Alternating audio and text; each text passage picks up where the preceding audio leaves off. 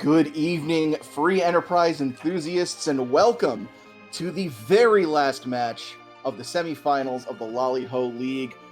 We could not have a better match on store for you here today. Probably the most exciting match that we have had so far this tournament, an elimination match between Dia and xPankraz here on this Saturday night. I cannot wait for this. We're being brought to you here tonight by Moonblaze Wolf, handling the restream. We've got Aegis over on the tracking, and I am absolutely honored to be joined here in the booth. If chat has no objection, I will introduce my co-commentator, Judge and Master Infinius himself. Infinius, how are you doing?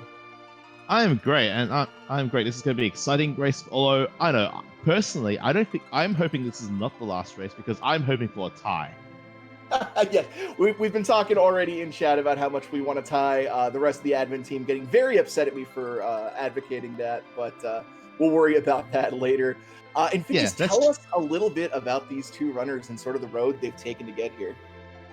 So it's actually amazing because Dia and xPankraz actually face each other in the first round of Swiss, and with Dia taking that one down, they did also race each other in the GDQ showcase that featured Free Enterprise, which xPankraz took down. Now on on the road through the semis, they've had some amazing races to get to this point. But yeah, this is essentially a game 5 of a best of the series between these two runners. It's going to be hype. Yeah, absolutely. Don't let the discrepancy in that seed placement fool you. These are two runners on very, very equivalent levels here. Very much masters of Free Enterprise.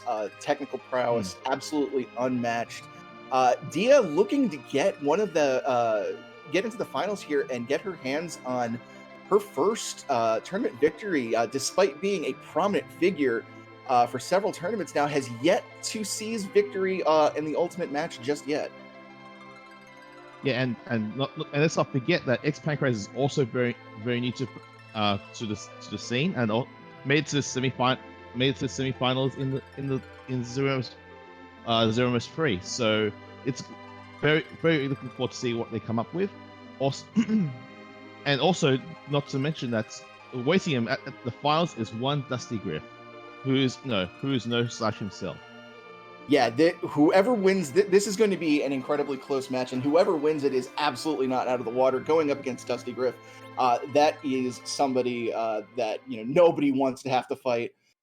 Number 1 seed overall, has been almost untouchable this entire tournament, but they are away. We've got Iridia start, and it's going to be joined by Dark Knight Cecil. Doesn't look like we got much damage here. Oh no, it really depends on whether we actually got lucky with the black sword. Because if we actually do have a black sword, that'll actually help us push for early game.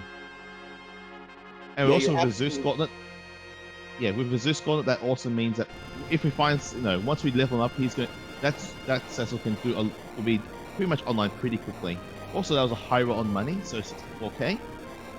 Yeah, that's we don't be surprised we spin that early just to get through the seat quickly.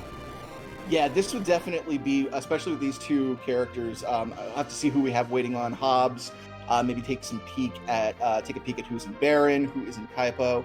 But yeah, with a low power start like that and a high amount of money being started by both players, yeah, I wouldn't be surprised to see some early spending on some things, especially maybe if we find that Sylph spell somewhere. It's expensive, but for powering Iridia up and making her viable into the mid game could be very useful. Yeah, so xPankraz doing us a solid and showing us that it was a Shadow Sword that got rolled, and Dia rewarded with both a Samurai Bow and a Heron Robe. Samurai Bow, Heron Robe. That really is probably our damage dealer online right now. Especially with the Samurai Arrows. That is absolutely incredible for Iridia. She can actually turn into a very, very capable frontline fighter. Backline in this case with the bow, but because that Heroine Robe gives a huge boost to strength, vitality, and agility, basically turns her from a mage into a fighter. And interestingly enough, we probably won't see it for quite some time, but she can actually wear that Zeus Gauntlet too. She has to go through Dwarf Castle first and grow up, then her hands become big enough to actually wear the Zeus Gauntlet. But Zeus Gauntlet Heroine Robe Iridia can do some really good damage with a good bow or a Dragon Whip. Yeah. Also important that xPankraz also found a hero, but he found his in Baron Evelyn Castle as opposed to the glory pass that Dia looted. Yeah, so that's very cool that both of our runners, despite the divergence, are getting their hands in that heroine robe. Just the way it changes the dynamics of your female party members makes it one of my favorite items in the game. Yeah. Yep. So it looks like on Ordeals on Hob, sorry, is CPU, and also it's another white female character. This time it is Porom. Yeah, so we know there's at least 2 heroine robes out there. If both the runners retrace each other's steps, then we could have 2 high-powered archers here early on. I don't think that's going to be likely that Dia is going to be looting much more for the rest of the season at this point. Like Heron Rope Samurai Bow is probably going to be enough for Rita to just power us for early game. Yeah, that's a very good point. Dia is very noted for her aversion to doing much more looting than she absolutely needs to. Gets very, very low treasure chest counts by the end of the game. And picking up Ifrit there as the free summon on Hobbs, or Jin in this translation. Decent mid-level multi-target damage can help on some of these early fights if you get Rydia's MP up to be able to use it reliably. Not the worst thing you can pull from there. The interesting thing that happened there on xPankraz's side after being at CPU is that xPankraz actually took out Rydia during that fight. I suspect the plan here is to basically have Rydia be the anchor to begin with, and have Porom be our female damage dealer. Yeah, that's really bold to be looking that far forward into the future for your anchor. For those sort of unfamiliar with the concept, keeping somebody at a very keeps their agility low, which keeps the relative agility of everybody in the fight kind of low. It's a very useful strategy, especially against Zeromus, who can be very scary when he's fast. So Rydia, starting at such a low level, is usually a good target for anchoring, and Pankraz is seemingly looking at that very, very early. Yeah, it's actually interesting that he's chosen to go with Hero Power Staff as our main way to toss damage, as opposed to having a bow. But given that Dia found Dancing Dagger in Morty Pass as well, this makes sense. Correct me if I'm wrong, doesn't that Power Staff have a pretty decent accuracy compared to bows? This is one of the things I don't remember. Those things honestly, when it comes to like actual weapon stats, I don't remember, hit the select button and work it out from there. Yeah, always good to keep in mind when you're playing free Enterprise on yourself. There is a handy little quality of life tool. Hit the select button, you get all the stats of any items. Really, really useful for learning the game. Yeah, exactly. Especially if you don't know what's going on. But yeah, but they also gives plus 10 strength, so you're going to get a whole bunch of those multipliers in terms of like getting a whole more hits in, even if they're inaccurate, is also pretty good. Yeah, plus being in that middle position gives Porom a bonus to accuracy. So yeah, hitting for the 300 there against Kasura is not bad at all. Yeah, which is very good for a level 14, I want to say, Porom at this point. Yeah, 3 swings and we're out of here. And Ruby, I don't believe we've been to Kaipo yet, so there's a free Dia has been to Kaipo. Dia has been to Kaipo is Tella. It is Tella. Okay, I missed that. So not a powerhouse character, but definitely a useful one to pick up. Yeah. But we always love our scripts of vanilla, given that we found that Sand Ruby in Antlion Cave. I love it. Tella being the damsel in distress instead of Rose is a nice change of pace. Look, sometimes you just forget things, and sometimes you just get sick of all these down kids going around, messing things up. I like to imagine instead of Desert Fever, he's just really tired. I would also be really tired at this point in time. Anyway, xPankraz checking up Waterfall finds that it's Dr. Luge. We don't no dialogue and a whole bunch of rust there. Yeah, not a terribly difficult boss. Kind of unfortunate to find it in one of those inconsequential spots, but you want to see something like a wyvern or an evil wall or something particularly nasty there. Yeah. But yeah, I suspect that xPankraz is beeline for Tella. Oh, it's actually resetting our Tella. Interesting. Yeah, not interested in the old man right now. Maybe he's just not interested in picking him right now. He might be looking to fade ordeals for a bit. Interesting, because Tele provides a lot of advantages, having some spells like Blink, Cure 2, and Exit early on. And I'm a little surprised by that. Yeah, I'm also surprised by this actually. You have a Cecil already, so you're already incentivized to go up ordeals as it is. I'm really struggling to think of why you should make this choice, because I think to me it's a no-brainer, especially once you get past ordeals, you get access to the unappreciated fact of elemental free spells as well as virus. Yes, no, they're not going to do that much damage, but they can still push through early game pretty well. And there is Bahamut over in the place where the monks live. Fabul, that's the name of it. Yeah, we have a whole tournament based on. Yes. Bahamut. Not a difficult fight at all. Just going to throw a Star Veil up and reflect that Mega Nuke, and the King of Eidolons will be down. Yep, and Dia actually does take this tell. This is going to be a very interesting call at this point. Yeah, I know Dia tends to favor mages in her parties. Is very much likes those reflect strats, and Tella with just a massive selection of spells at his disposal, able to put up wall if Star Veils aren't readily available, makes him a great utility mage in such a situation. Very interesting. Dia taking that Tella going straight up ordeals, whereas Pankraz is about to get a black shirt, so no actual value here except for XP on our forum at a cost of 1 Star Veil. Yeah, the black shirt does give the proper stats now. In the vanilla game, it was mistakenly... That's a good point. That Bahamas were an objective, huh? That was 55. That is That's useful. probably important. It's something that both of our runners are going to eventually get to, so while it's an early lead for Pankraz, I can't imagine Dia is going to be fading the Fubul check for too long. Oh, there's a Golbez on Ordeals. Ooh. That tells us a couple things, actually. That means that there is no logic-gated progression here on Ordeals. There still could be a way underground, but if there is, it means there's another way underground somewhere else. Yeah, that's a very good point. So, given what we've seen so far, it's even Baron in. It's in the. It might be a cheeky Demis somewhere like Mist Cave or Mega Sisters, or it's something that stems from those checks. Yeah, right you are. Dia is going to go ahead and sit through it here, take care of it. Gets the poison out on the entire team. That is a very heads-up play. There is a status hierarchy in Final Fantasy IV. You can only have 1 status effect on a character at a time. Because their characters are poisoned, Dia's characters are now not going to be held, and they will be able to act quicker and potentially get up things they have. And also taking out forums. Now the 2 characters Dia wants alive are ready to go. Very, very well done here by Dia so far. Yeah, actually, it's just interesting. How many Star Veils did we start? Okay, we started with 3 Star Veils. Okay, so the fact that xPankraz used 1, it's not going to come back to bite him too badly.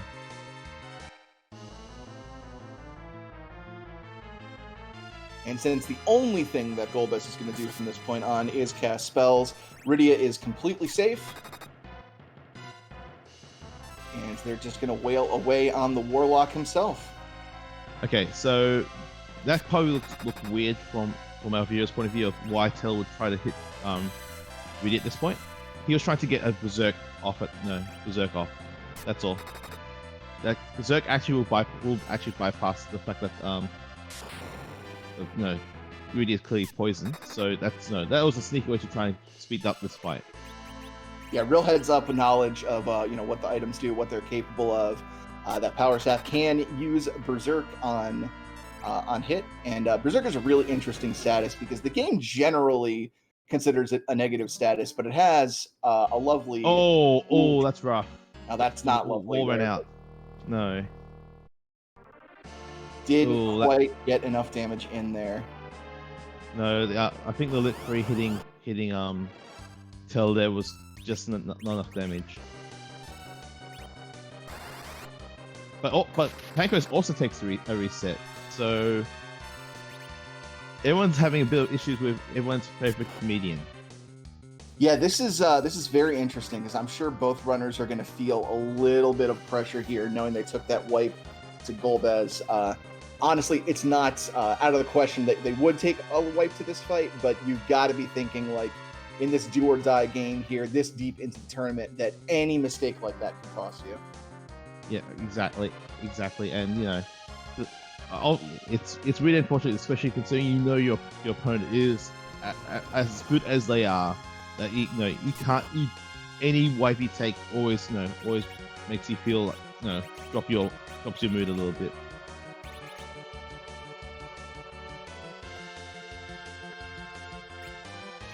Of course, that wipe not killing Dia's spirit as she's still dancing along to the music with the menu. Always okay, good so way to flex your APM. Yep.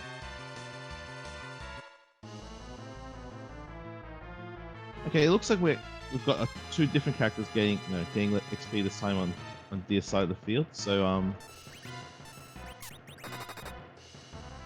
whereas looks like FF4FE is just going for holiday strats essentially after getting the virus off, or after Savez off. Sorry. Oh, all these characters missing with the lurk strats. Now, now here's a question. I don't know exactly how the status priority table is organized. Is Berserk above Poison? Will Berserk overwrite Poison, or will it not? No, it's kind of weird because of you using it, applying it by bonking, by using the power staff attack, because that will bypass Poison, but the other way around it won't bypass it. Look, Final Fantasy IV is a well-programmed game, y'all. Definitely jank o'clock here today. But both runners are through, and we got a wet noodle in the second spot. Oh, yeah, this is another one you don't really want to see here, to be honest, because this is also a hard fight. Those ice 2s that are coming through are going to do a lot of damage, are going to hurt. Yeah, this is another fight where those Star Veils would become so handy. Such a useful item on so many of these fights. We see xPankraz throwing out one on Cecil. All those Ice 2s targeted at Cecil are going to go right back at Leviathan. So Leviathan says, no, I'll take out your White Mage instead. Oh, yeah, this is these fights are going to go very rough, I would say. And there's that board AI again. Down goes Porum. Oh yeah, Dia doing the heads up thing, using the 4 rages. That's probably the best way that Porum is going to damage this fight. And hope to get lucky. That's... Yeah, alright. So it is now one Rydia against the world on Dia's side, whereas... Yeah. Hoping to get enough damage through on... Yeah, but no, Dia is through. Well, that was well fought. That was not an easy fight, considering her levels. Yeah, not at all. Very, very well done. I think xPankraz is close, and yes, the final power step. Yes, they're both through. Both runners through. This is great. Yeah, well, that is both cases here. Yeah, that was extraordinary. That is and Dia going for no saving. We're good. Bold strategy. I like it. Yeah, I'm always tempted to not save here in front of the Kluya Shrine just because it's not a terribly difficult fight usually, only 1,000 HP. You get an HP refill. Pankraz is taking it. Don't blame it one bit. Ooh, it is the pan. So if Dia fades for ball, she will be up. No, she gets to do the single dip for ball, which for the maximum efficiency. Yeah, that's always the dream. Is the 3-in-1 for Bull. It's on the table here for Dia. And but yeah, I always love when I've got the pan before going into the underworld, just because that is so many free checks right off the bat. Almost guarantees that your seed is going to get broken wide open and let you make some very interesting choices. Yeah, totally. Totally. It's always interesting to see it there. But yeah, a bit of French vanilla here. Marlon in the Marlon and friends inside the temple, the shrine. So yeah, it should again not a hard fight. It's just good. Although hopefully we don't see these zombies get angry. Yeah, a little interesting thing about this fight, if Mylon is taken out before the guests are, they do kind of enrage a little bit, I guess you could call it. They start swinging Yeah. really, really hard, and but it looks like Dia's got this taken care of. They do not Yeah. have much HP compared to Mylon, and down go the No. cat. Yeah. So it'll be interesting to see where the whether Dio is going to now try to commit to the hard fade on football at this point, or until find the way underground. So that's going to be an interesting call that she whether she makes it or not. Because we know that that's all that's waiting for is immediate objective Bahamut, but also a black shirt. So Yeah, all very curious. if I'm in Dia's position, I'm really tempted to put that Fabul on the back burner for now because I've got a powered up Tella. I've got a Cecil that's now online to the Paladin. I don't have a great weapon for him, but I got a Zeus Gauntlet I can throw onto him and turn him into an Uber tank. We can use some fantastic protect strats to get through most things. So yeah, that the Baron in is looking really juicy right now. Yeah, and to be honest, given that it's objective to move forward, we know there's an Excalibur somewhere in this scene. Holding on to Cecil is we'll hope to find an Excalibur eventually. Yeah, one of the key differences between the Swiss and the bracket stages, for those that might not have caught too many matches, is the difference in the Forge the Sword objective. We're now on Forge the Sword Classic, which in Classic mode, instead of getting the Excalibur for forging his objective, it was you would get the Crystal instead. So the Excalibur, like you said, is moved into the general key item pool, and it actually, in some cases, can make it easier to find the Excalibur because any key item slot could have an Excal for Cecil, as opposed to needing both the Adamant and the Legend Sword to get it. Makes Cecil a very, very fun character to have here, and Octoman with 400 HP should be very good. But also, more importantly, that's an Edward. That is objective number 4. So we are going to be going through this pretty quickly. Yeah, that is both of our randomized objectives accounted for. Now it is just standard. Oh, that's a blue robe. Is it fun? Oh, is it? Is it? Come on. Oh, boo. Well, it's fun for runners, not for chat. That's okay. We'll just make it a quiet alt gauntlet Ogopogo. It's fine. Exactly. Yeah, that means that alt gauntlet could be hiding somewhere in a very nasty spot later. The blue robe can be one of two fights. The water hag here, which only requires 3 physical attacks before going down. It could also be the Fabul Gauntlet, which is what you normally fight in the main story in Fabul when you're defending it. However, we have a flag-on called Alt Gauntlet. To make things a little more interesting, the Gauntlet is replaced with 5 random encounters from the area surrounding where that boss fight is, so we can see some normal enemy formations and fights that we don't normally see, and that really spices things up a good bit. Oh, that is the magma key. Oh, okay. So we're going to see Dia get the peak efficiency of getting of basically getting to single dip for ball. Rivers loves it, so you know. Yeah, Dia, always known for being an incredibly efficient runner, has got to be liking how the dice have rolled here. Yeah, exactly. Now, knowing that you're not punished for fading for ball, you have your easy access on the ground now. Now, although soon she'll get the interesting news that we only need to find a lot less fewer things to try and beat this seed. No more character hunt, no more, apart from a Demus, no more boss hunt. Exactly, yeah. So it's going to be a lot of hitting those key item locations. And speaking of which, both of our runners are about to get absolutely loaded with key items. They're going to get a free one from the Feymarch if they decide to go in there and check the chest. They're going to get a free key item check from the Sylphs for hitting onto the pan. And then when they return the pan to Fabul, Dia is going to get a black shirt from the Fabul defense. And then we're going to get 2 checks from Sheila, 1 for finding Young and 1 for hitting with the pan.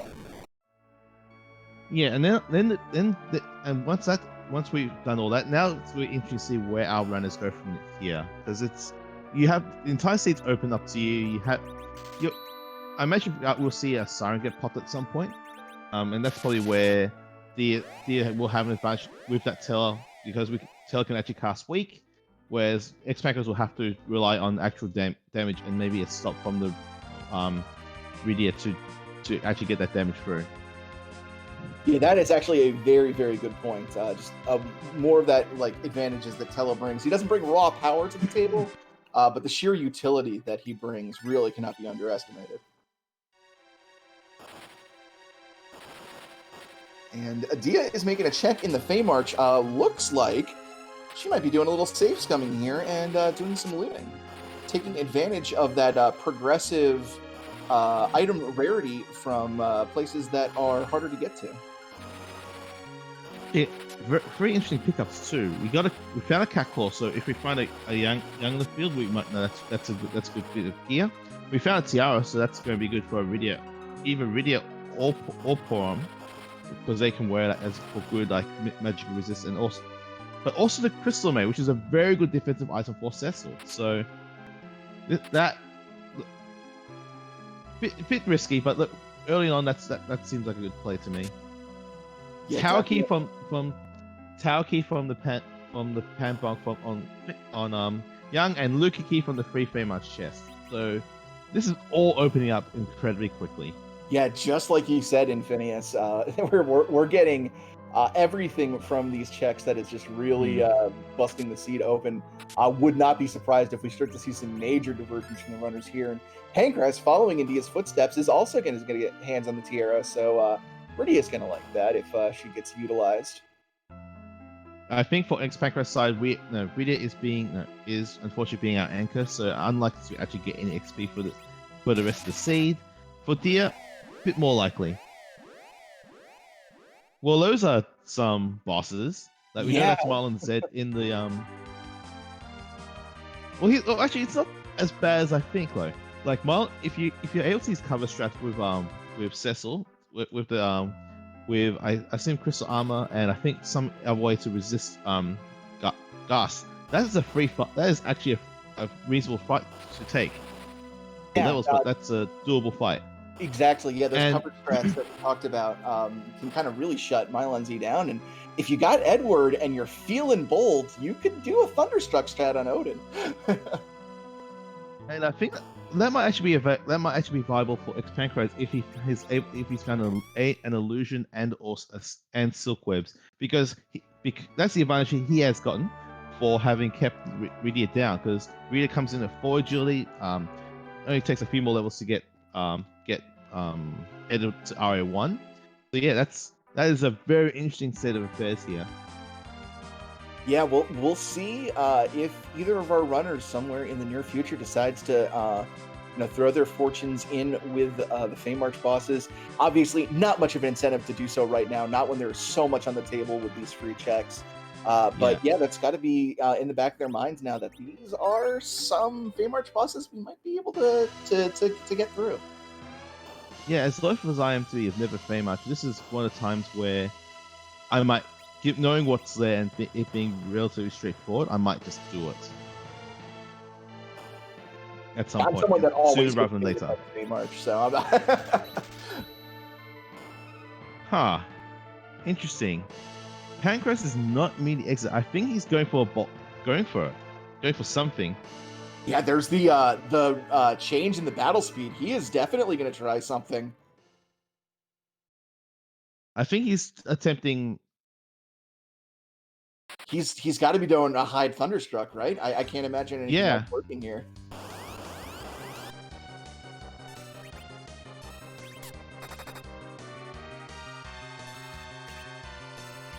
All right, let's see how it goes. He's got the illusion up. He's got to wait through 3 of these Insetican attacks and survive through them. And then when Odin raises his sword, if you manage to do a lightning attack in just the right moment, you'll get an instant defeat against Odin. It's very difficult to pull off reliably. Oh, okay, this is kind of a smart thing. Oh, ooh, does this make me stop when you? Ooh, this is very tough to try and do, because what Pankraz is trying to do is he's trying to get so that he gets a second slow off on Odin, while also having it would hide. And okay, so we got the second slow. That's part 1 done. And then there's the hide. Wow. Yeah. Ooh. Yep. Meanwhile, Dia has in fact gotten through the has objective number 5, has gotten her black shirt, and now we're going to find out whether Sheila has the goods.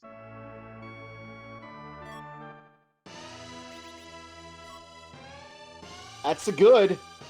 That is a good, yes. That's less of a good, but believe it. But the twin harp is yeah. Got it. He got the thunderstruck. Got it. First Thunderstruck. try by FF4FE. Wow. Unbelievable. Wow. No fear whatsoever. And there's the adamant. It pays off. Oh my God! Wow, that's huge. Oh, so I don't. So I guess the plus side. So this is where the question of whether to give Rydia levels actually comes back to play here. That play was not available to Dia at all because she had given levels to Rydia. Whereas in this spot, by having Rydia stay down and be our anchor, that play was available. That's amazing. That is just ice water in the veins for FF4FE there, just going right up to the plate, knocking it out there in one try, and is just enormously rewarded with half an objective there. Now this definitely gives FF4FE a bit of an advantage here, but keep in mind, our runners only need to do 4 of the 5 objectives. So if Dia is able to find a 4th objective elsewhere, could still be neck and neck with FF4FE, but still, that is an enormous amount of momentum in his favor right now. And don't forget, we also need to find a way to get to Zeromus, so we still need to find that past all that darkness crystal. So that is going to be interesting. And FF4FE is actually fading the Panchik right now. Look, it seems. But I think we are about to see, on one side of the field, some things being sung. I suppose, like I don't know, is there some sort of interesting thing that happens in this randomizer because of this? Yeah, I mean, you could say that the harp is singing. I guess that would be a nice metaphorical way to put it. Yeah. But no, we randomize everything around here. We randomize the color palettes, we randomize the bosses, we randomize the items, and we randomize the music. So we're going to turn off our mics here for just a bit and find out what Edward has decided to substitute his normal loot theme for this evening. So begin the serenade.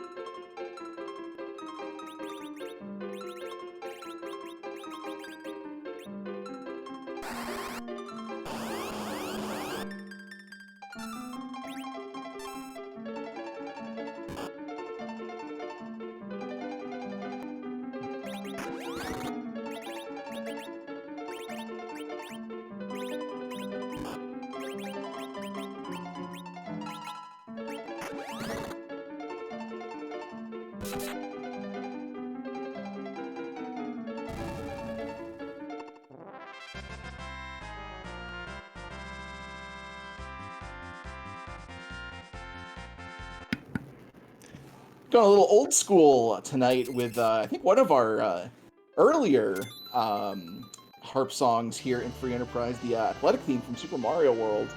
Love it. And oh my goodness, there's the other half. Oh no! This is so bad for Dia. That is awful. Dia's going to last. It is in trouble here. That's kind of a big oof right there. And to be fair, the decision she made to get to this point was understandable. It's just that it just didn't pay off. That is very unfortunate for Dia. It really this is, we talk a lot about that when you come up with 2 runners of this caliber. It's oftentimes someone who makes just the one unorthodox play pays out. It's you take the gamble, and FF4FE gambled and pulled away huge He is actually Zeromus access away from go mode after this fight is over. This is unbelievable 30 minutes into this race. Yeah, and now, yeah. So now here's the more interesting questions now. I think Pankraz has been trying to find silence and hasn't found anything. So how do you go about this Zeromus fight that's up once we get there? Because from his perspective, he knows that he is just Zeromus access away from go mode. I mean, we've got a bard. I mean, you say that, but, I mean, you say that, but part of the problem with trying to go Edward strats as we're doing another as we're going to get another rendition of the athletic theme from Super Mario World. But one of the problems with it is that it's extraordinarily expensive, and with this black set where we have Cell Zero, funds are extraordinarily tight. So, I mean, admittedly, we did start with 60 odd thousand, but like that's 20 star veils at the moment. So that's still pretty pricey. So and you also need to get silk web. So it's not to say it's not doable. It's just that it's going to be very expensive to do so. Meanwhile, we have a Dark Knight coming in and giving us the business, as it were, or giving the DS Party the business.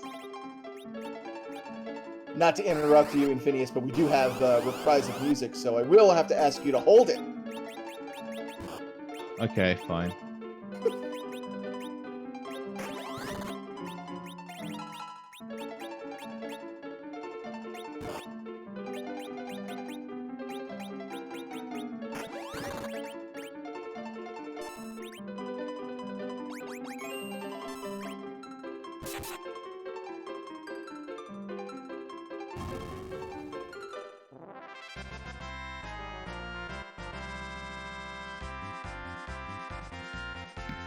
Okay, we're fine now.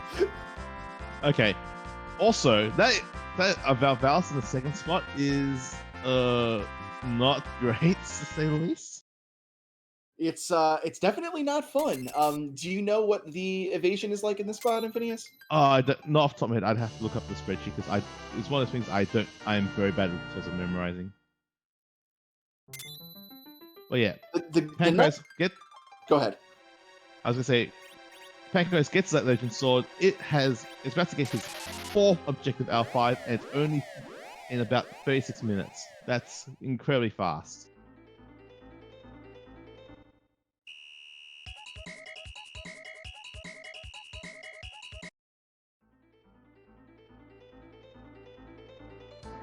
Running into some trouble here. Dia is against Volvalis. We almost have a completely petrified Cecil here, struggling to keep keep characters on their feet. And I think this is a reset. Yeah, honestly. It really is looking that way, unfortunately. Because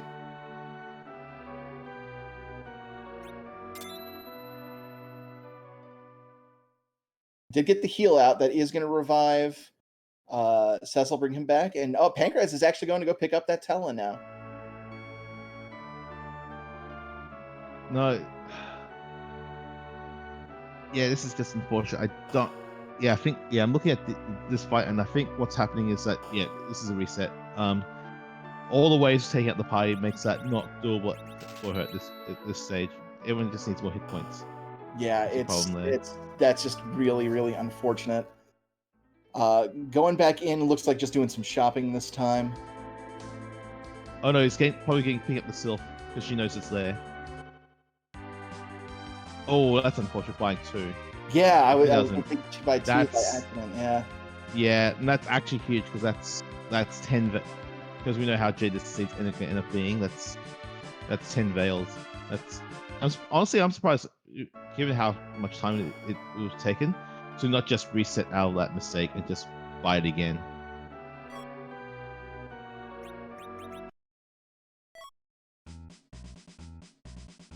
Oh, good that Pankraz found the hidden stash of Kokol in the bookshelf there of 0 gold. I mean, look, if you go to rob the old man, sometimes you get nothing for it because he's just an old man. Some more Zeus gauntlets still there. I mean, it's not. Yeah, from Pankraz's perspective, as he gets his fourth objective and the crystal, it's not clear what he wants. And this, if it ends up being here in Dwarf Castle, like if Access Rooms is in Dwarf Castle, I'll be interested to see where we go from here, because that'll be Pankraz's 10th key item if I've got my count correct, but with darkness. Yes, I believe you're correct. Yeah, if that is the darkness, then that would be number 10. Because he has gotten the crystal from the 4 objectives, which is puts him right at the threshold. Yeah.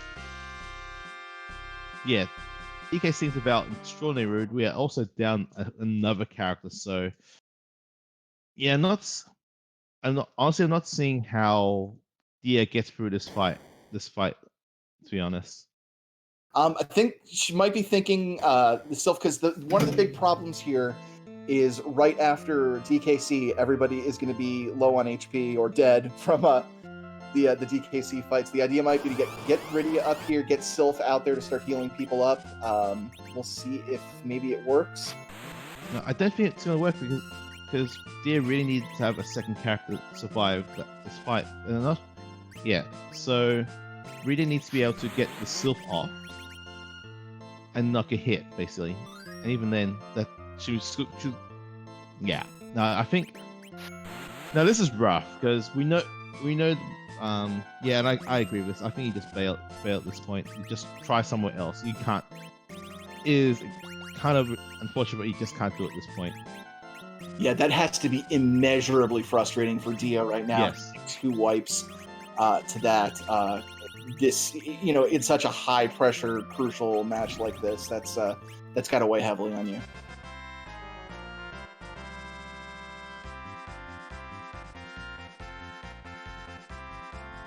Yeah, Pankraz is going to be through the first fight. It'll be interesting how he handles the Valvalis in the second fight. Yeah, I feel like just from the fact that he has 3 characters up, that he is in a much better position than Dio was in her fights.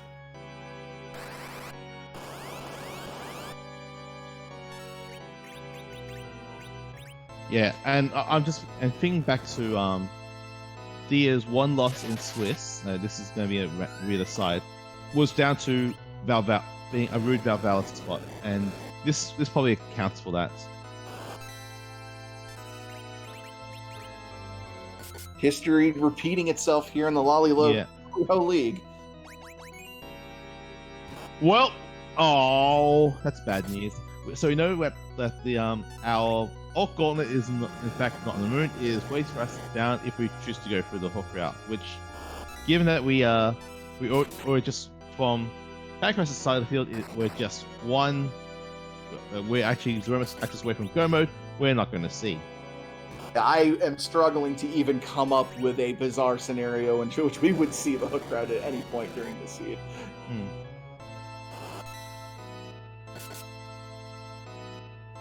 But this fight actually is. I mean, the one upside for Pankraz is that he has 4 characters up, and we're through this Valvalis. That is. Yeah, and now if you're rooting for Dia, you're hoping that this is not Darkness Crystal Pass, anything like that, because that is going to be all that Pankraz needs to get the seed completed. Yeah. Ooh, okay, so Dia doing the heads up thing here, giving Reddit a white arrow as opposed to the normal samurai or charm arrows, because our friend here is weak to that white holy element. So very, very heads up. See, like, 1k hits from Rhea. You love to see it. Charm Rod from Dwarf. Wow, yeah, that is Dia is correct to have bailed on that, because that is nothing. Nothing whatsoever. Yeah. I don't know. You probably don't here. Yeah, well, I guess from here, this is probably makes sense, because all xPankraz needs to do is to peek the item. Doesn't care who the boss actually, unless it's a cheeky DMS, it doesn't actually care who the boss is. So this is from his perspective. He doesn't need the levels. it's just a way faster check to do compared to the 2 key items from tower. So But Power Tower is in fact where Darkness Crystal is. Wow. Well, this remains interesting now. Does Dia get baited to the moon? Yeah, I think that's actually really bad for Dia, because I suspect that Pankraz is going to go straight. Because given the options that xPankraz has left with Go mode, we're probably not going to, unless I'm trying to think. If there's a Demus, okay, Colbrenner, that's fine. But if there's a hook as well, and Pankraz gets the pink tail right here, that is Dia's out. Right, absolutely.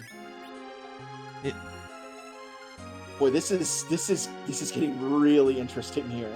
We're about to do 2 very, very crucial key item checks. Yeah. Or if Pinktail is actually behind that Marlon Zed fight, that could also be an out. It's a rat tail. Wrong tail.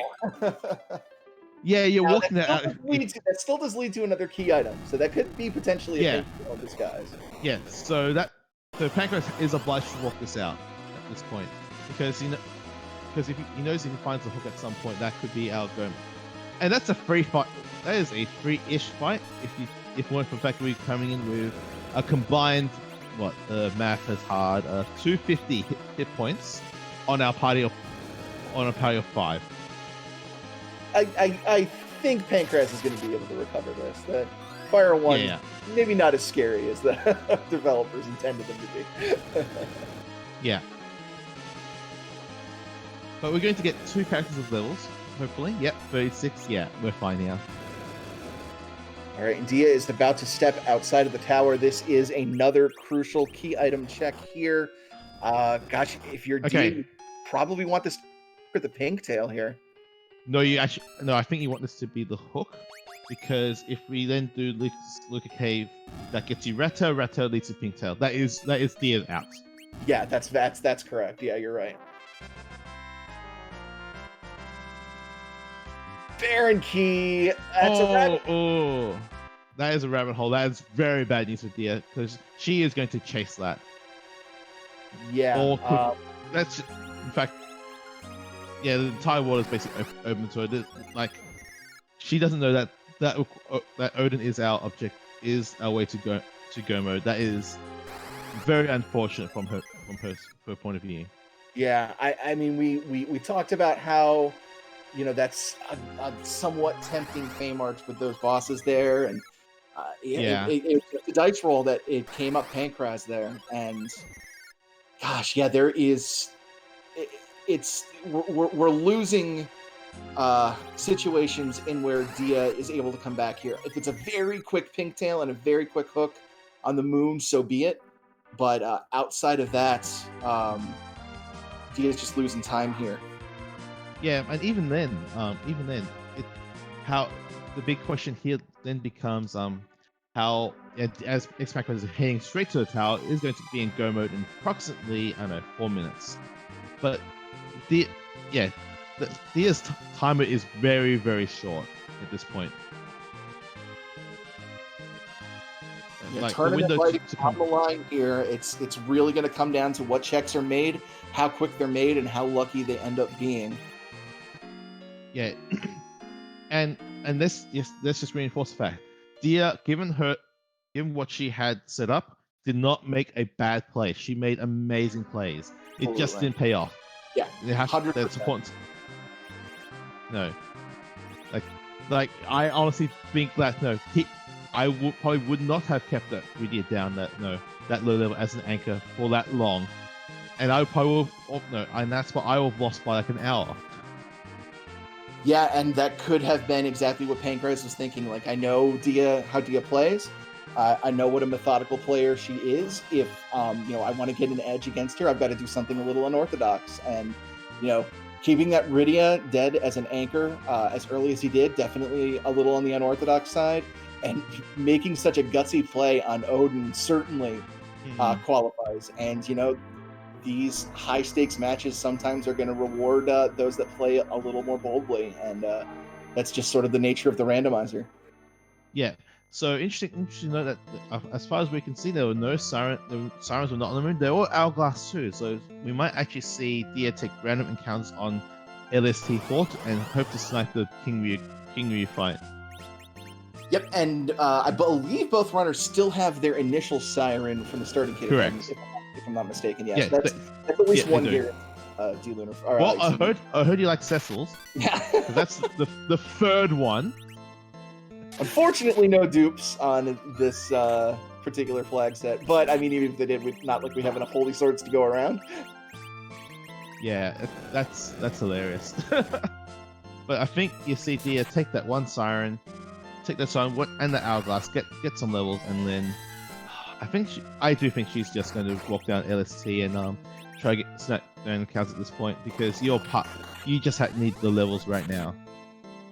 Heading into Cave Bahamut right here, probably going to the second floor to drop that siren, and yep.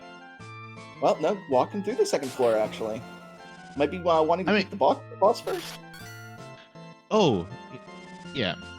I mean, makes sense. You want to get information anyway. Was that Demis? I think it was. I don't know. Dia is so fast. I think that was okay. That's another out. That's another out. If this that's I didn't even think of it this out. That's another out that Dia can push out if she's able to get through Demis. And admittedly, Demis at Cave Bahamut is actually very scary, but with enough links we can do it. If that has the hook and the other half of Forge and the pigtail is at Rydia's mum, that is also her out. That is interesting. Yeah. Boy, when Moonblaze Wolf, our restreamer here, rolled this thing, I think he pressed the drama button up to maximum settings here. Which, by the way, while we're just getting through these fights here, huge shout-outs to our behind-the-scenes team. Moonblaze Wolf handling the restream, and Aegis handling the tracking, both doing a phenomenal job. Just a huge shout-out to all of our volunteers throughout the Lali-Ho League. We have been able to broadcast an absolutely insane percentage of the total matches played, thanks just to the enormous outpouring support we've had from the community to give up their time, their bandwidth to help get all of these matches broadcast. So if you have in any way volunteered to the tournament so far, big shout out to you. Thank you so much for everybody who's contributed. Yeah, so now, yeah.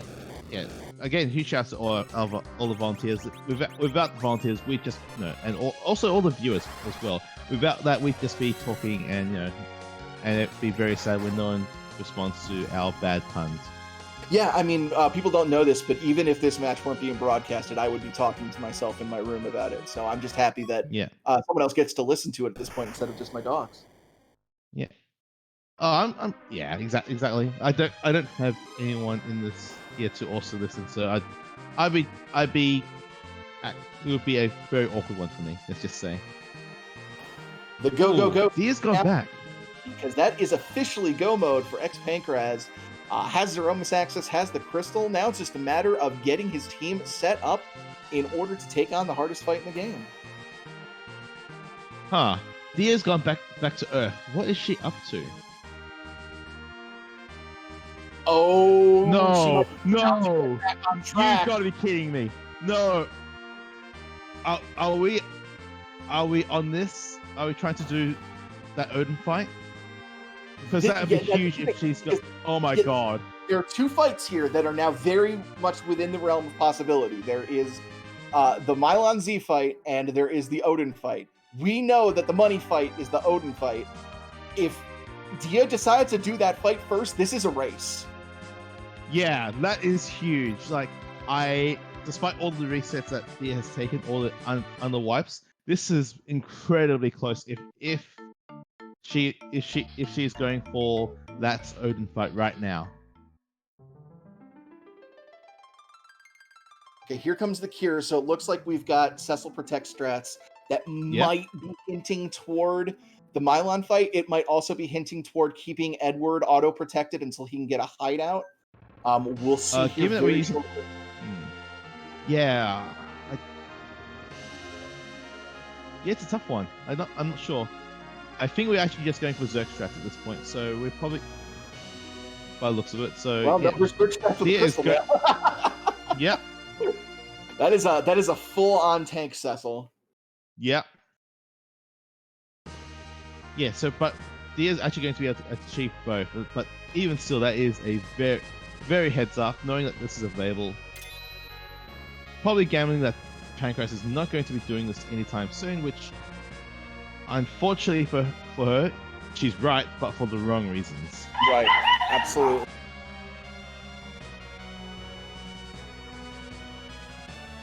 So now the other curious thing from Pankraz's side of it is, what is he going to do for his grind?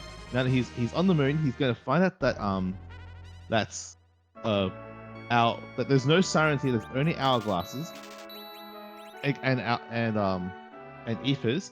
It wouldn't surprise me if he just buys a whole bunch of only 2 hourglasses, huh? Interesting. Yeah, I'm very curious what this grind is going to look like. That's one of the drawbacks of these extreme jet seeds like this is how do you get to the power level you want to be to fight Zeromus? And Dia taking a wipe to Mylon Z, heading back. Let's see if she goes right back into the Mylon Z fight or is going to try Odin now. Yeah, it'll be interesting to see. I don't know.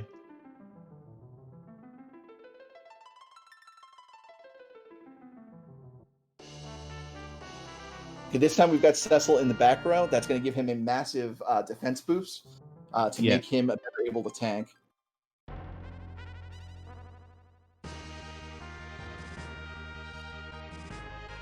Yeah, so that's a big difference from like 200 to 1. Yeah, that ribbon room just gives such a enormous boost of XP all in one go. And when you give that two times multiplier for having 10 key items, that can be your little grind in a box if need be. No, I'm just gonna call it right now. He's just going to take random encounters down the LSC4. That's where you're most likely to find your King Muse and just get our grind done that way. Yeah, the old glory walk strategy. That's the first I've heard it be called a glory walk. So yeah. Back in my day, we used to call it that a lot. Well, we didn't have so many grind options outside of things like sirens. I mean, we still don't have that many options of grind outside of sirens. I mean, unless you're feeling. I mean, if you want to do characters and we liked it. All right, do you want me to get off your lawn as well? There's if you could, I just watered it and. Okay, do you want me? All right. I'll also make sure that the pets don't do any of their business there. I'll be right back. Okay, so all right. So again, I think so. Most of it, Dia's got this fight well under control. Is going to get through this Mylon Z pretty eventually. It's going to be a bit slow, but very doable. Whereas xPankraz is just about to do his grind. As we know, he's in go mode. 10 key items. It's going to be a very efficient grind or 11 at this point. Very efficient grind here. Shouldn't take too long. Getting to use hourglasses and King Muse has Teller in the middle slot is going to be able to get those done pretty quickly. In fact, with Rydia as well, might actually be able to get some ice, what I like to call nice 2 strats. So basically, the way you set up your party order is that you get Teller to cast a week, and then you have our adult Rydia. Actually, adult Rydia will then be able to cast an elemental 2 spell like Ice 2. And that will give you enough time to get double life pushes off. Meanwhile, Dia is through the Mylon Z fight and gets a white shirt. So that's a tier 7 item. That's going to be very good for survivability in the Zeromus fight, but that is not progression. It is not. Definitely a nice item, but certainly not what Dia is hoping for at this point. Now us watching Dia just have to hope she just moves over to the right and takes that next fight. Looks like she's setting up for it. Yes, yep, agreed. Totally looks like she's sitting up for it. Yep, she's going for it. All right. All right, this is All right, huge. I'm here for this. Now this is by no means done for. You still have to get through this fight, and no, we're doing something slightly different here. This is I am here for this. I think we might be going for. Oh no, I think we're just making sure that just making sure that Eddie can get the hide off. Yeah, seems like that's the case. Getting some slows out on Odin to just magnify that window where Thunderstruck can happen. And whoop, hides away.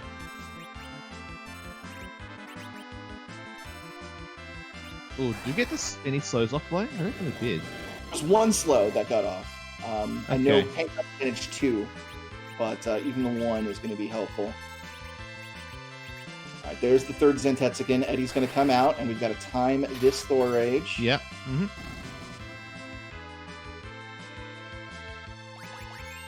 Oh no, she was too late. This was she was too late because that was the third Odin came out. Yeah, it has to be done on the third. Right. Yeah.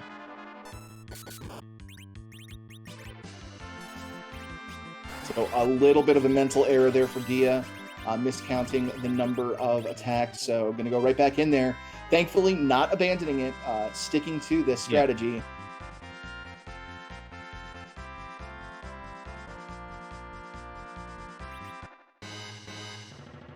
And meanwhile, Pankraz is racking up the levels there. Yep. There's slow number 1. Tella is loading up slow number 2. There it is. So we've got Odin about as slow as we can get him. Yep, and then one more blink from Forum should be enough to be able to get through this. And as I called, Pankraz is, I guess, from that point, glory walking.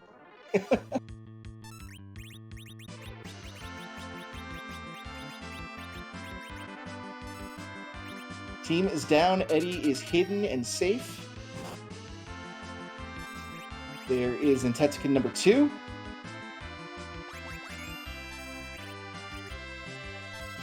No, she needs to come back now. No, she's too late. This is gonna be no, she missed it again.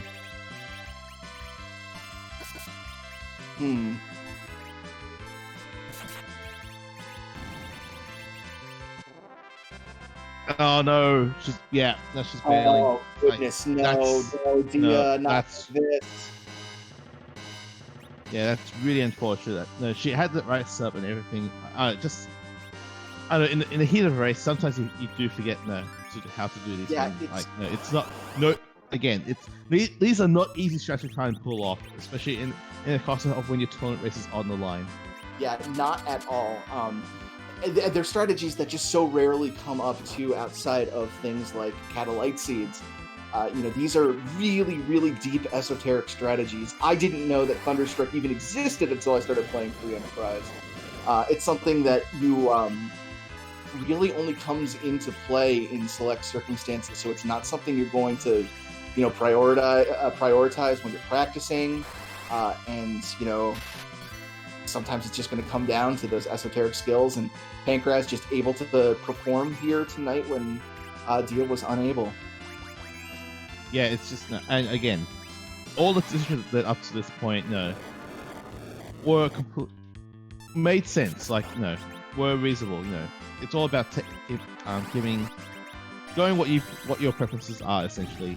Because we know that there's another way around to complete the seed. It's just from Dia's perspective, she has to hope, given how many attempts she's had at it, that it's not at that Odin spot. Unfortunately, we know it actually is there, and xPankraz is on his way to Romus right now. Well, will be after he's done running in circles. Look, some getting to Romus is very, very rough. Sometimes you have I don't know, someone just betrays you and leads you astray. Sometimes you have let's see. Sometimes you have someone call you a spoony bard. But yeah,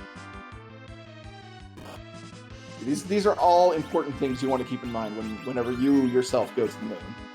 Yes. Yeah, need to make sure. No, and given how many people seem to have gone there in the last couple of months, with it's probably important to know about proper etiquette, really.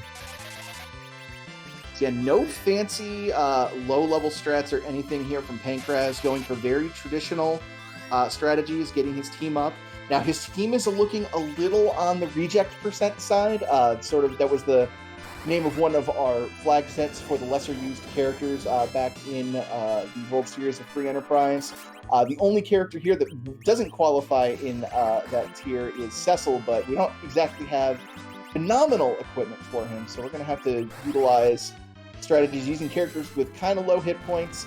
Porum is really shaky as your endgame healer because it's very difficult to get her HP in that reliably surviving Big Bang range. But, so yeah, probably going to want to take a few extra levels here just to make sure the Zeromus fight goes smoothly. Yeah, and honestly, it's not like from xPankraz's point of view, the only thing that Cecil has going for him at the moment is the fact that he has about 3,000 hit points. I believe he still has a slumber sword equipped. This is not going to be. This is a very awkward fight.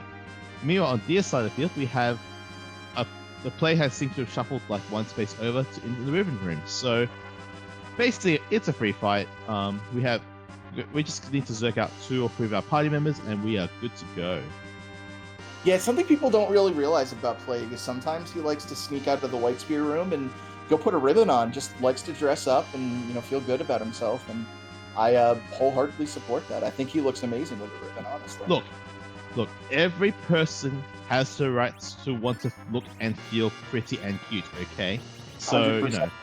100%. As the advocate of all butts are cute, I 100% agree with you, Infinius.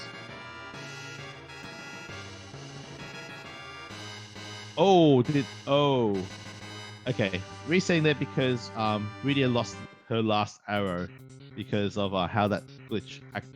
So it's might try to get the 10th key out first before we go back to that ribbon room. What?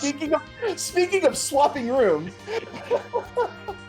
Why would Thealers want a white spear? It's like actually wait, hang on. They decided they wanted to protect it. They were tired of Plague letting people get it and then hitting their holy weakness. So they're like, nah, we're gonna take this into our own hands. We're gonna make sure nobody gets their hands on this thing. Yeah, that's fair. Okay, that's fair. Okay, I'll give you that. But this should also be. We're making our own canon as we go along here. Yeah. What are all these flags in chat, Infinius? Well, I guess xPankraz is reflecting on the fact that he didn't kill Marlon Zed, so probably wants him to go back that way. Yeah, everybody wants him to go back to Fame Arch, finish what he started. Yeah. No, that's not what people want. They want to know what randomized sprite is going to show up here for Zeromus, or perhaps to more eloquently put it, if you want to do the honors, Infinius. Whose butts are we going to kick tonight? Or I suppose today for me, because it's still like lifetime and that kind of thing. But that's beside the point. It is butt time. That's true. It is butt time. Yeah. And this is. And yeah, I think we're actually going to go with, after all this, we're going to go with Reflect strats. Meanwhile, speaking of Reflect, we have Frog strats on the other side of the field. Yeah, this was and we have a dead frog. Was, sort of developed in Free Enterprise that really wasn't known in the vanilla game. Is that breath ability can be reflected, and they don't resist it, so you can turn them into frogs. And a little bit of I thought that was Jeff from Castlevania, but no, it is Chaos from Loom. Yeah, Loom. Okay. I couldn't possibly think of why that would be a sprite in this pool, right, Scarlet Kitty? No idea.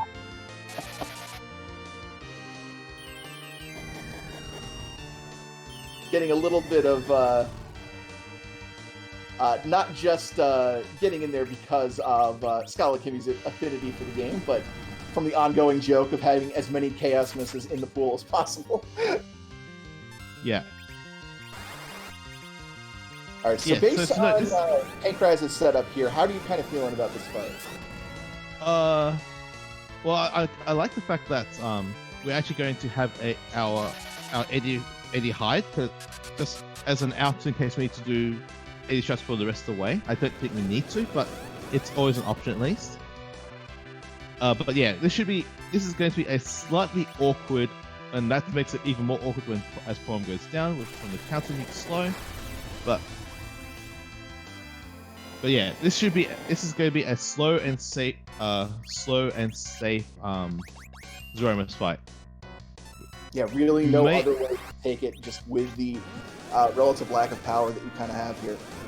Yeah, like I said, don't be surprised if things go horribly awry, that we might see this Edward come out of hiding, and we might actually just resort to AD strats from that point. Yeah, Edward makes a fantastic contingency plan here because he can stay hidden and avoid everything. He can sort of pop out whenever he needs to, do what he needs to, and go back to hiding. You can effectively, with proper micromanagement, have an immortal Edward in this fight. Then it just becomes a matter of how are you going to deal damage and actually finish the fight.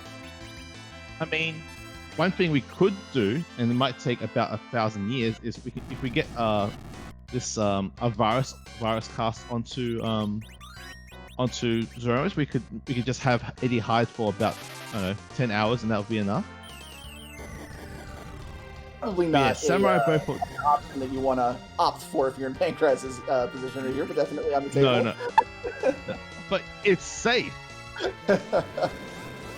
Makes me think of all the stupid strategies I have to rely to get through Omniscient and 4-Jub Fiestas, but that's a whole yes. yeah. Actually, speaking of which, I will be actually doing that.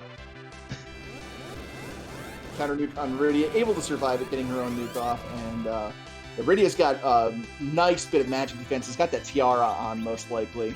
And probably the black shirt as well. The black shirt as well, that also helps. Ooh, interesting that it is now showing.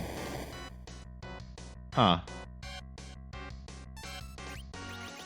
I guess he's going to be our chemist at this point. Yeah, looks like Pankraz wants to bring him out and get some extra item throwing around on the table here. Was able to get that Big Bang nerf, which is good news. Everyone able to survive except for Rydia. Rydia getting the Star Veil back up so she can go. Oh, just before the black hole. Yeah. That's unfortunate. That was unfortunate timing there.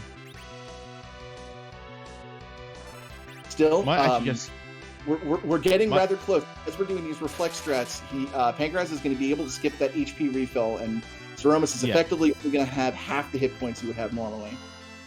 Yeah. Again, also this is also not an easy way to try attempt this. But we do have we've got a second Star Veil up on Cecil. That's not going to get eaten, so that should be good. That was such a strong call there. He had that nuke going out before the Star Veil, and is that it? I think that's it. It's done. Zeromus is gone. The HP refill skipped, and Pankraz is going to the finals to fight Dusty Grip for the championship. Unbelievable play here tonight. 1 hour, 10 minutes, 1 second. Ladies, gentlemen, everyone in between and otherwise, we have got our finals. GG's xPankraz, that was very well played. Getting a Thunderstruck Odin when you did that is amazing and well executed. Yeah, that is just a fantastic way to show off how to beat this game at a low level. Very underpowered party, did not let him lead him astray, was able to just go in and very, very confidently take on Zeromus there. And Pankraz, the 15 seed, upsetting Dia, denying her another championship. And I believe we are joined by Pankraz here. Wow, what a show. Yeah, GG Pankraz, that was very well done, well played there. And we are unable to hear you at this point. You might need to unmute yourself. It's okay. If I were in Pankraz's spot, I would have difficulty speaking as well. Overcome with emotion, I'm sure, and had nothing to do with technical mic problems.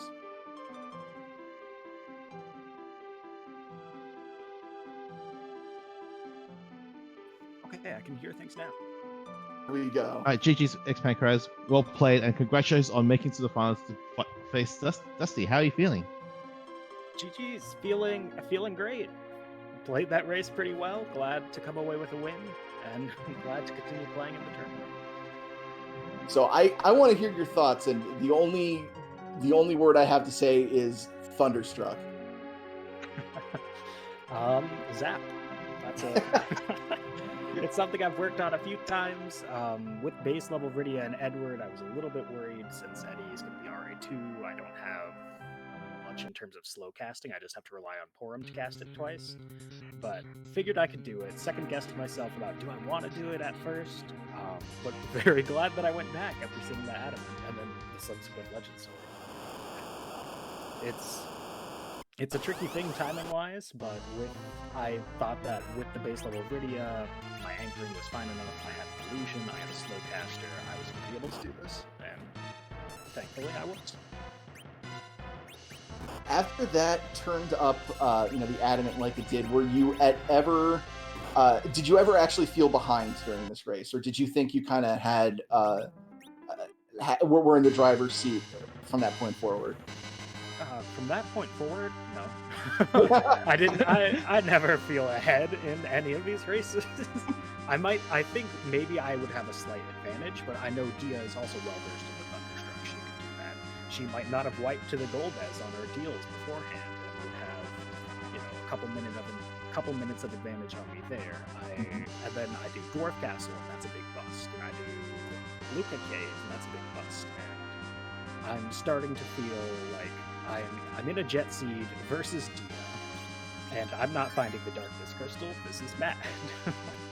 It's one of those situations, and I'm glad that I did find it and managed to come away with a win at the end of it.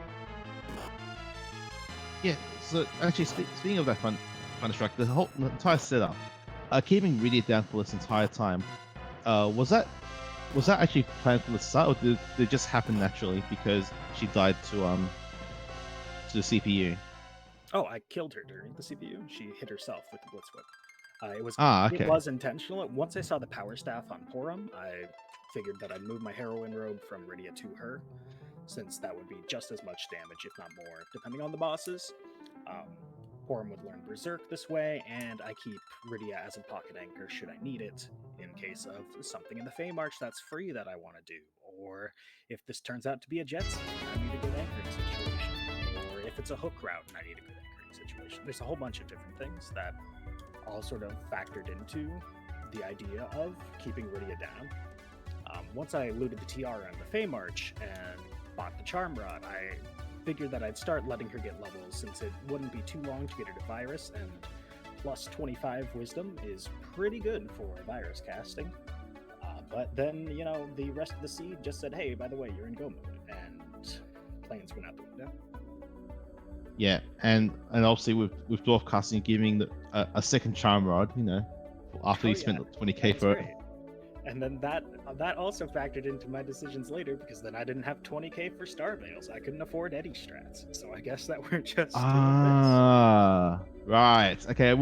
We did wonder whether you were going to think about doing Eddie strats or 1200 strats in the end. Yeah, I was definitely considering it, especially once I went to the moon and I saw Cecil again. Yeah. But seeing the hourglasses in the moon shop, I knew that I could maybe do some grinding. Get to nuke, get to white with a little bit of luck on encounters. I knew that I wasn't going to be able to afford Eddie or 1200 strats, and if I got the money to do it, then I've already grinded enough gold dragons. We might as well just keep going. Right. Actually, speaking of characters, you get the Sand Ruby from Atline, okay, and you then decide you pick the bed character and you find its teller. You immediately reset. What led to that decision? Wanted to save the Tella for later. Wanted to save the Sand Ruby heal for later. In case, once I do my Sheila checks, I can come back and heal up should I not be going to the Twin Harp immediately afterwards. Spoilers, I did. And at that point in the game, not having gotten up ordeals, not having much in terms of use for Tella, I figured that I could pick him up later, if need be, if I have to go down the hook route, if I need some black magic in the early game. But for those other two checks that I was doing, he would just be a liability and taking up turns away from Heroine Rogue Porum, who was the only one that I really needed. Yeah. No, okay. No, that's fair enough. That rationale does make sense to me. That's kind of neat. But So, look- Go Mode Hip had to go back for the weak casts, or else he's not getting through. Yeah. Yeah, looking forward here. You've made it to the finals now, going up against Dusty Griff here for the championship. How are you feeling? Have you been scoping him out already? What's sort of your thoughts going forward? I mean, it's hard not to scope out Dusty Griff. I mean, he's fantastic to watch, great player, but looking forward to the rematch from last tournament semifinals and looking forward to besmirching his perfect record so far. Gonna do my best to do that and continue on.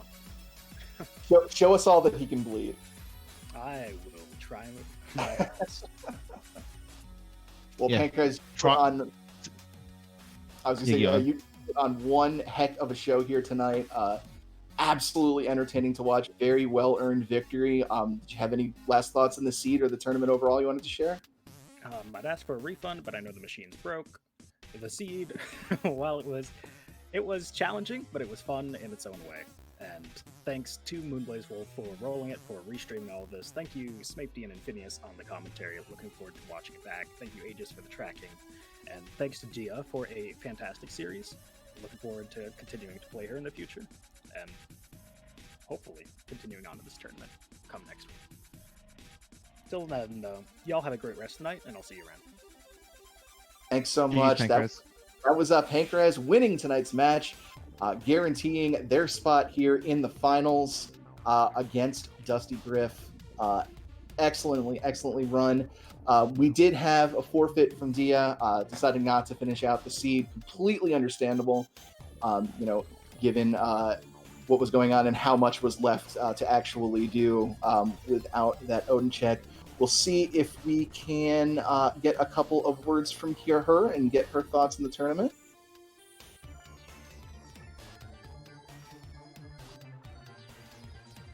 And while we're waiting for Dia to get into see if she wants to interview, again, huge shouts to Moonblaze for providing this amazing seed with a whole bunch of vanilla and French vanilla. Thanks for Age for tracking and coming up with those amazing puns, which we kind of failed to live up to. Unfortunately, I'm sorry. I tried. These runners didn't give us much time to. No, unfortunately not. And thanks to you, Samantha, for doing commentary with me. This was amazing fun. Thank you and Phineas. It was an absolute pleasure to be doing it with you. And we'll let you know as soon as we have the finals scheduled. It'll be on the Lali-Ho League website, which we'll put in chat here for you. And looks like we are joined by Dia. Dia, fantastically run race and fantastically run tournament. Just a shame it just didn't go your way, but GG's nonetheless. You played one heck of a competition here. Thank you. Yeah, it was just unfortunate. You were just coming in a bit too late on the return from Thunderstruck to get the Thunderstruck strats going. You're coming in on after the third Odin as opposed to the second. Yeah, people were telling me that after, and I was at that point I was kind of already out of it. The second weapon Val just kind of killed all my momentum, so yeah, that's fair. At that point, you're kind of just like waiting for the seed to end, and like I just wasn't in it from there. So yeah, there were just a couple of nasty encounters that can just absolutely take the wind out of anyone's sail. So yeah, just as people would say, some rudeness here, definitely. Yeah. Those. You go on. Go right ahead, Infinius. No, I was gonna say it's like it was really unfortunate that once again Val becomes is the bane of your existence once again. Every time, just every time. Yeah. Needs a rival. Yeah. Everyone needs a rival. Like I guess for me, mine is apparently Mega Sisters. So or is that they are the bane of my existence? So everyone's got to have one, I guess. Yeah. Yeah, one difference that we saw was that you picked up that Tela early with the Sand Ruby, and really got some good use out of him. Was there ever any thought of leaving behind to maybe use him as an anchor later, or were you just full speed ahead on using the old man? Tela's going to be a good enough anchor, like even if he gets a couple of levels, so it doesn't really matter too much, unless you're like trying to do like a low level Odin, for example. So, like, he'll fit as an in-game anchor whenever I pick him up, because I know how to manage that. Like, so I'm fine just picking him up early, getting the use I can out of him, and going from there. Gotcha. Another thing I wanted to ask was when you were up on the moon and then decided to pull back and go after the Feymarch bosses there, what was sort of your impetus to make that decision? I couldn't do Demist right at that moment. I mean, it's a free fight. You can always do it. It would have taken a year. Yeah. Okay, so my eyes didn't see me. It was Demist. Like you moved so quickly. It's like, did I just see Demist there? I wasn't sure.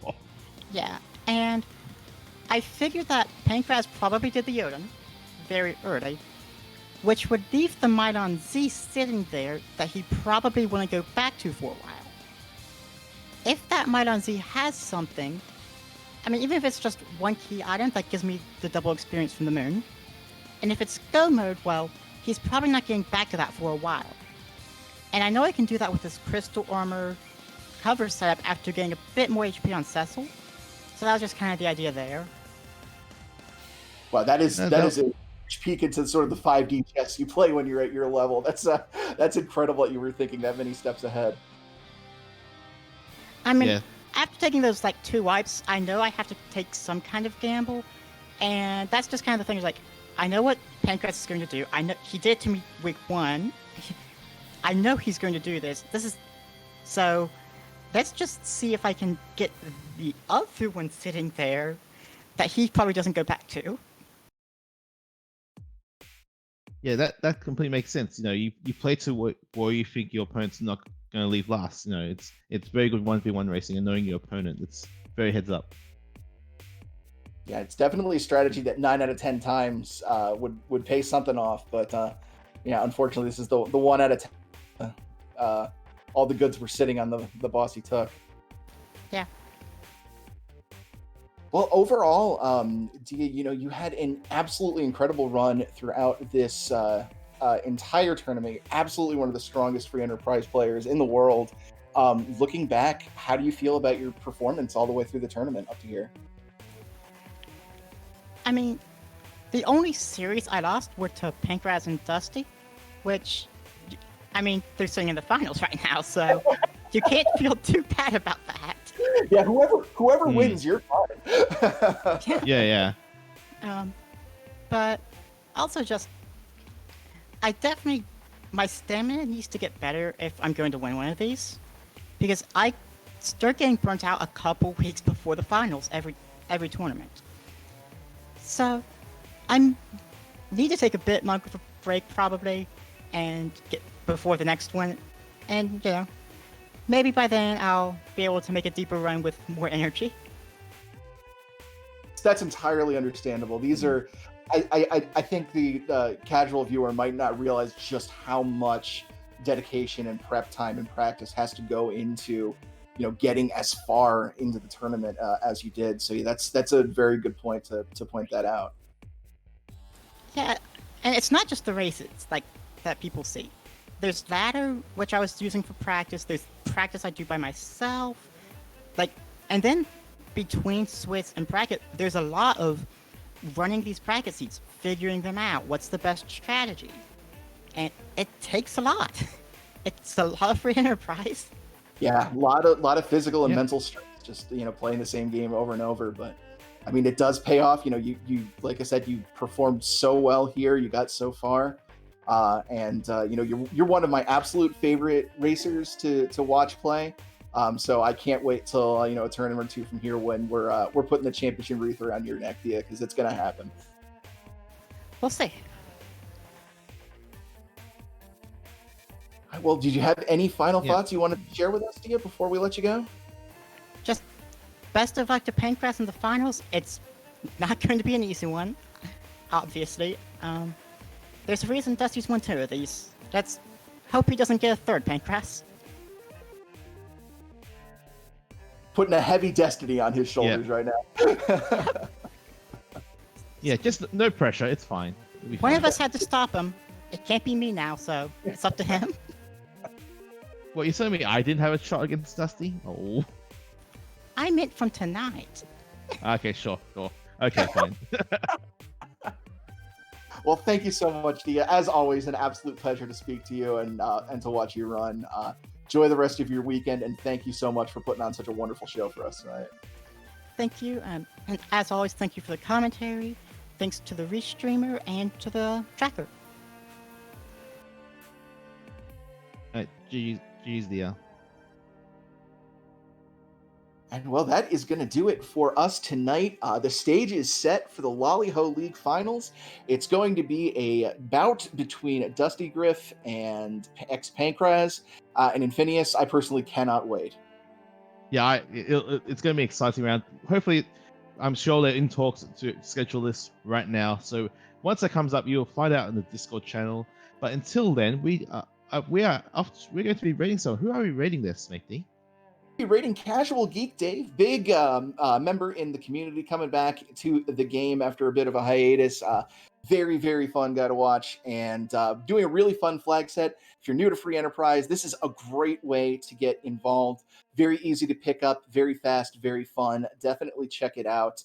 We also have it over on the Free Enterprise ladder if you want to check that out as well. This is one of the flag sets we run. So enjoy that. Yes, as Moonblaze, our restreamer, says, no spoilers, please. And we will get out the schedule for the finals as soon as we are able over on the Lali-Ho League website. But for the rest of the team here tonight, Moonblaze Wolf on the restream, Aegis doing the tracking, and my co-commentator, Infinius. My name is Smakey. Thanks so much for watching, and have a lovely weekend, everybody.